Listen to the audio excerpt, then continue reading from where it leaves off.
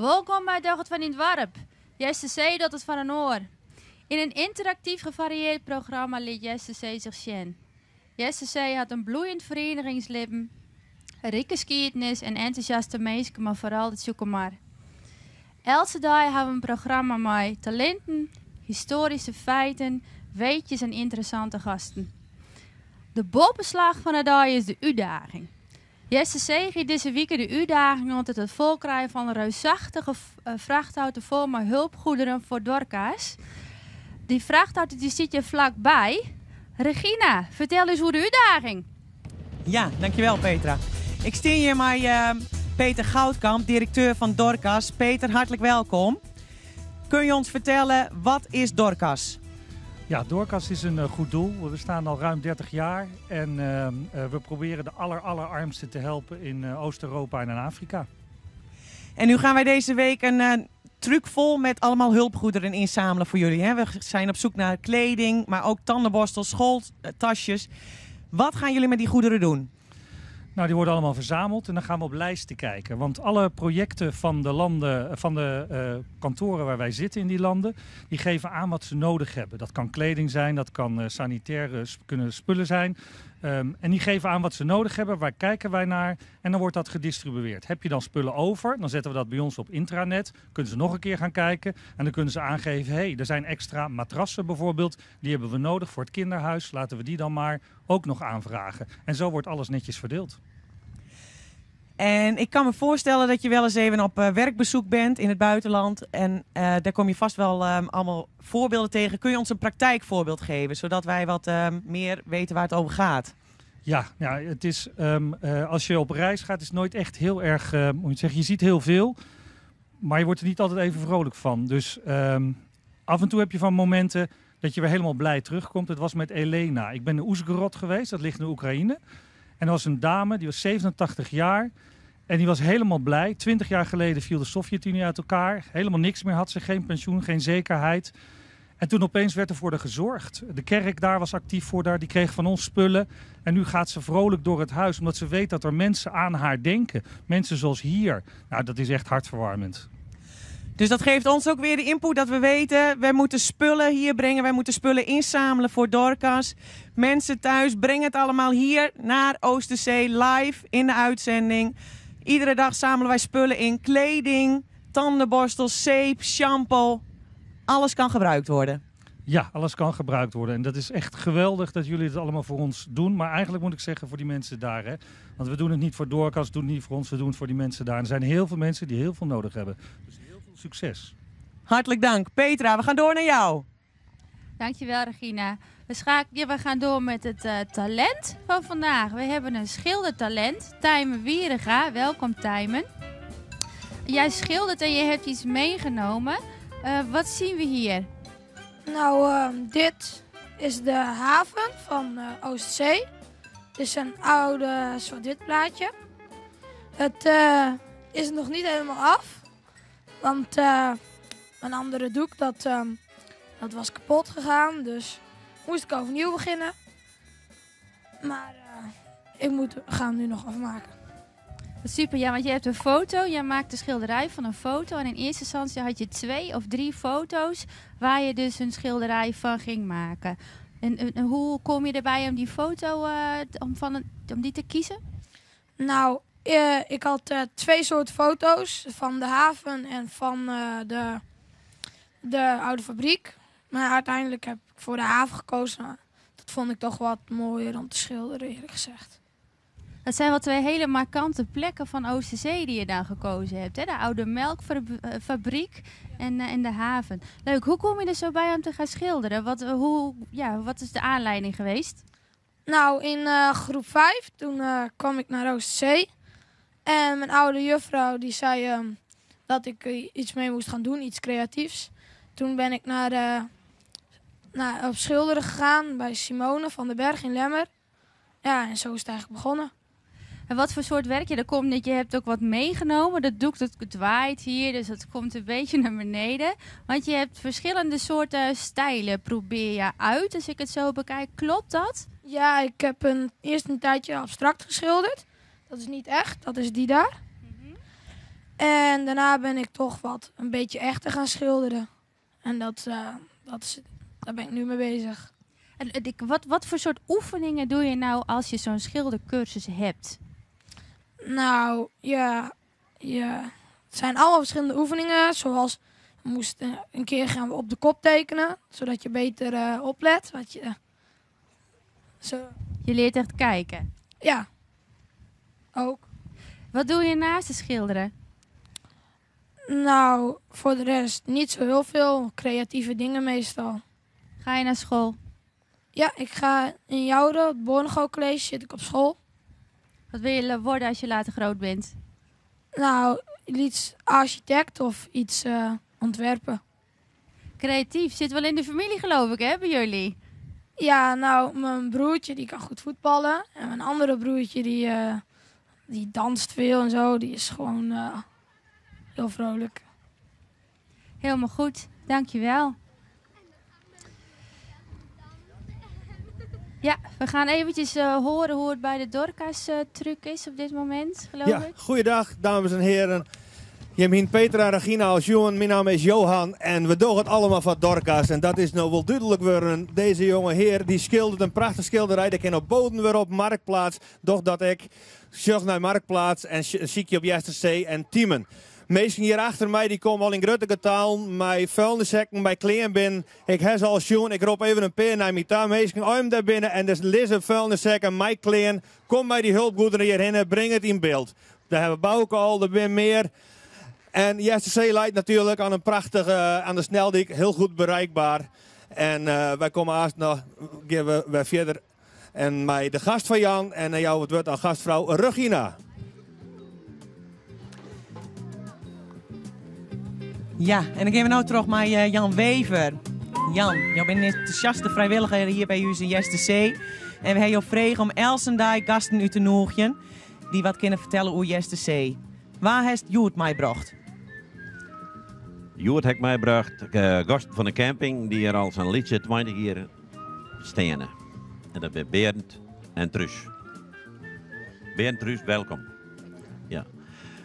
Hoe ben je hier eigenlijk te landen raken, Berend? Ja, ik praat Fries en niet wat best Drent, maar dan verstaat het onderhand, dat vind ik al wel. Ik heb heel vaak om een keer te vissen en toen kwam ik een keer terug van de vakantie. En dan ben we gewoon blijven hangen en we staan er nog altijd. Oh, dat is goed vast plek worden dus. Ja? En vissen. Ja, vissen die wil niet zo best, hè? God, dat is dan niet een echte Drent, zou je zeggen. Maar wat maakt Oosterzee zo speciaal voor je, Truus?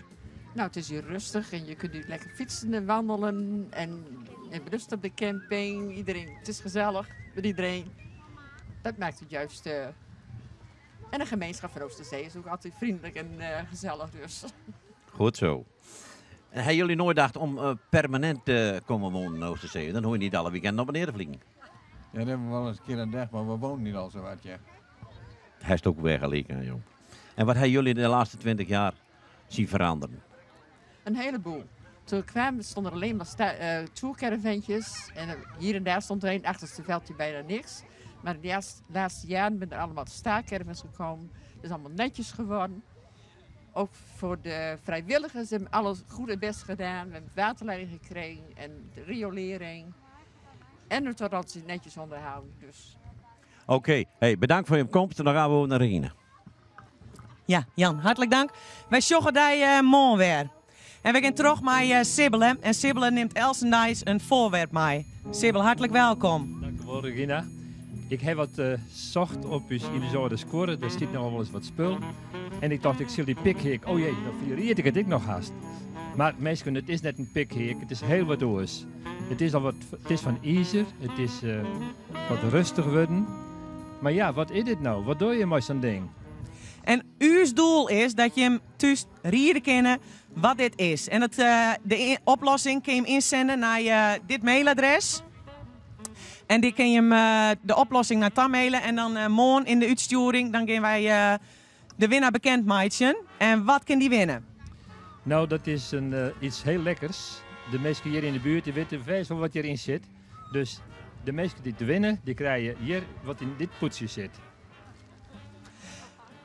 Hartelijk dank, Sibylle. Nou, we zullen morgen zien. We gaan terug naar die filmpje. Ik ben Jodie van Nittersum. Ik werk bij Dorcas als scholenvoorlichter. En ik ben dus het hele jaar op pad naar basisscholen, middelbare scholen. En om overal leerlingen te betrekken bij de hulpprojecten van Dorcas. 50, 60 wordt hier gezegd. Ja. Wie van jullie heeft een moeder van 35? Oh. Nee. 28. Ziet jouw moeder er zo uit? Ja, ik vind dat ontzettend leuk werk. Juist ook voor Dorcas. Omdat voor kinderen in Nederland is het heel vanzelfsprekend als ze aan het begin van het jaar op school komen, dat alle schriften, pennen, boeken, alles ligt klaar. Maar om ze bewust te maken van het feit dat dat in heel veel landen en voor heel veel kinderen niet zo is. Vanuit die bewustwording ze te motiveren om te helpen en dan te zien hoe ze daarmee aan de slag gaan, dat is gewoon echt fantastisch. Jullie zijn allemaal hier naartoe komen lopen? Ja. Nou, hartstikke leuk dat jullie gekomen zijn. En denken jullie dat die wonen? Afrika! Ja, heel goed gezien. Ja. En dan ga je samen spelen? Ja, samen delen. Samen spelen, samen delen. Oh, die gaan we ook onthouden. Dat is ook een hele goede. Goed zo. Ja, die gaan we ook heel goed straks nog even vertellen. Ik heb jullie net verteld over Afrika. Over vooral één meisje die daar woont. Een meisje wat met de takkenbos moest sjouwen. En kon dat meisje ook naar school gaan? Nee. En waarom dan niet? Ze heeft geen geld. Ja. Ze heeft helemaal geen geld? Nee. Hoe kan dat dan, dat ze helemaal geen geld had? In zijn spaarpot. Ja. Nee, die hebben ze daar niet. Ze hebben ook geen bank. En nou zijn jullie bezig met een actie, om te helpen dat meer kinderen naar school gaan. Van 160 rugzakjes gaan jullie vullen hier in Oosterzee met wat allemaal? Wat gaat daar nou in? Met schriftjes, pennen, potloodens. En ik heb stiften, die mag die ook. Hartstikke goed. Heel veel. Hartstikke leuk. Wel 100. Nou, helemaal super. Ja, we zijn hier bij het Schotse dribbelen en ik heb hier naast me het eerste team staan. Kan je me vertellen wie hem binnen? Wij binnen Mirjam en Nienke. Oké, en voor welke vereniging doe je mij, Mirjam en Nienke? Volleybal. Voor het volleybal, ben je hem er klaar voor? Ja. Nou, dan mag je hem naar de Schotse star in, hè?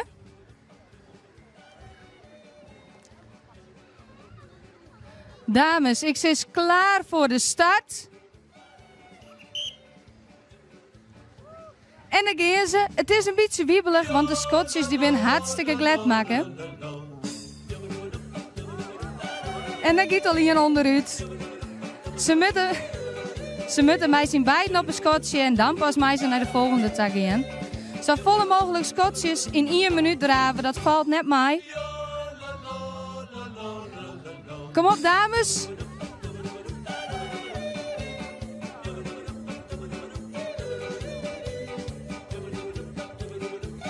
Het is hartstikke wiebelig hier op het Tjoekemaar, want het waait nogal wat. En de Schotjes die zijn inschippen, maar shippen.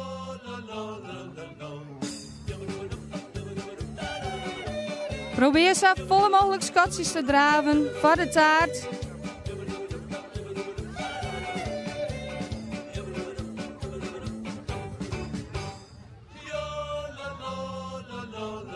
Kom op, dames, nog een peer. Ja, de tiert is om. Ik heb hier inmiddels al het tweede teamlid voor het tweede team. Wie ben je? Wij zijn Hildo en Demi. Hoi Hildo en Demi. En voor welke vereniging doe je mij? Wij zijn van voetbalvereniging EBC Dalsenhuizen. En heb je hem de zin in, dames? Ja, we hebben er heel erg zin in. Nou, mag je hem naar het Schotje daarin, hè? En als het fluitje gaat, mag je hem beginnen. Klaar voor de start, af! En ze zijn al begonnen. Ze proberen heel goed hun evenwicht te bewaren. Hun heb het moeilijk. En Demi leidt in het water. Probeer er weer op te klimmen, Demi.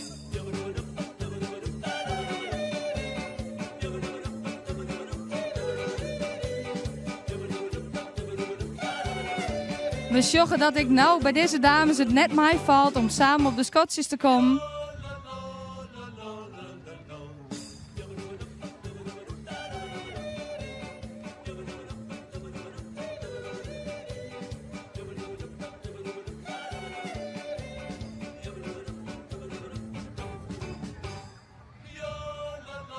Jildo en Demi, de tijd is om.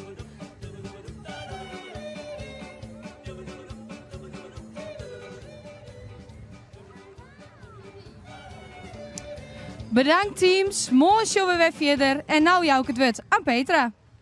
Dankjewel Wendy. En dan gaan we muziek. Boukje die komt uit JSC en die zingt muziek van de Balkan. Zij zingt in het koor Slavoei uit Amsterdam. En ze wordt je begeleid door Jannie op kaval en Hans op tarabuka. Maar het veske het lied Sadila Moma uit Macedonië. Voor het lied heeft ze gekozen omdat het met de Balkan gerelateerd is. En daar brengt Dorcas die spul ik, de hulpgoederen. Het gaat door een famke dat mijmert aan de randen van de rivier.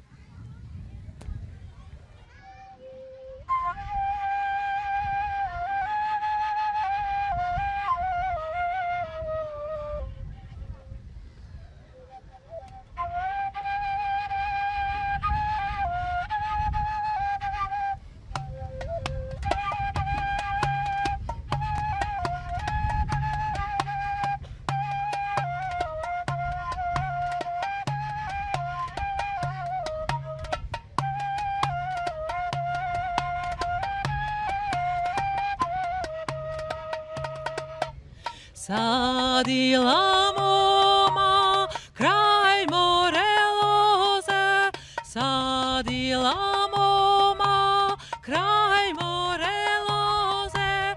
Hem go sadila, hem udumala. Hem go sadila, hem udumala. Oj, loze, loze, se zbelo grioze. Oj, loze, loze, se zbelo groze. Zjasto te zjazda, sasto te kopam. Zjasto te zatja, sasto te kopam. Bracia zinja mam, da mi te kopat. Ne bracinja mam, da mi te kopat. Ni bracia sestri, ni prvo libe. Ni bracia sestri, ni prvo libe. Sadila moma, kraj moreloze.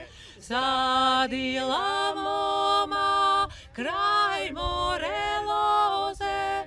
Hem go sadila, hem plakala. Hem go sadila, hem plakala. Dat weer Boukje, maar muziek van de Balkan. Prachtig, dankjewel. Dan gaan we zo langzaam naar het einde van de uitsturing. Wil je nou meedoen met deze Dorcas-actie? Dat kan elke dag begin je om 12 uur bij je Dorcas trailer je spul in leveren. Waar zit je klein, squon, wat is wat, schoolspullen, persoonlijke verzorgingsproducten, maar ik tuingereedschap, 20 kruiwagens. Alles is te lezen op www.jstc.com, oosterzee.com, dat moet even in het Nederlands, of op www.dorcas.nl. Weet je het voorwerp van Sibbelen? Mail dan naar difdd@oosterzee.com. En wil je nou bieden op het prachtige schilderij waar Tijma mee bezig is? Dat ken ik en dat vind je dus op Marktplaats. Dus we schakelen nog even het kraaiennest. Hoe lijkt het? Komen er al boten aan? Nee, nog geen scepticien. Dat wie het voor jou. Morgen werden wij er weer. Live in uitsturing van 11:04 tot 5. Maar nou eerst een stukje Us kent Us, de campinggasten. En morgen. Hey Miek. Ja, wat is er om dan? Smaakt het wat? Ik zal het oorsissen. Het smaakt als zwiete benen. Hoe volle zitten er eens in zo'n dozen? 12, maar ik had nog wel een paar uur, ja? Nou, dat is dan mooi voor die, maar ik hoeg er net van. Nee? Nee. Hey, hallo. Er zit me hier een frommeske op een camping die het in haar uppie een hele doze kabak naar binnen daar slingert. Oh, hast u mij? Ja, binnen we er nog. Het kiet door die, ja? Toch zo soks wel vaker? Nee, eens nooit. Via ik extra's nee. Wat scheelt hij dan?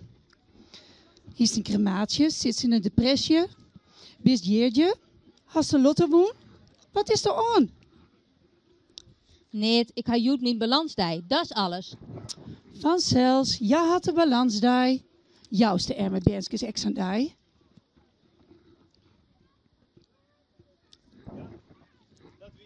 Oors. Nee, hoe heet dat ook alweer? Het is een beetje... Us kent Us. Hartstikke mooi, dames. Dames en heren, I'm dit je kom naar JSTC. Morgen ik bij hem spullen. Het is klein, matrassen, dekbedden. Het is alle hier welkom. Uitslag, JSTC, tussen Lemmer. Werk je in Jouwen of wen je in Jouwen of Heerenveen. En werk je in Emmeloord. Neem even de uitslag, neem wat spullen mee. Want meesten in het buitenland ben er erg dankbaar voor. Hartelijk dank voor jouw aandacht. En ont morgen.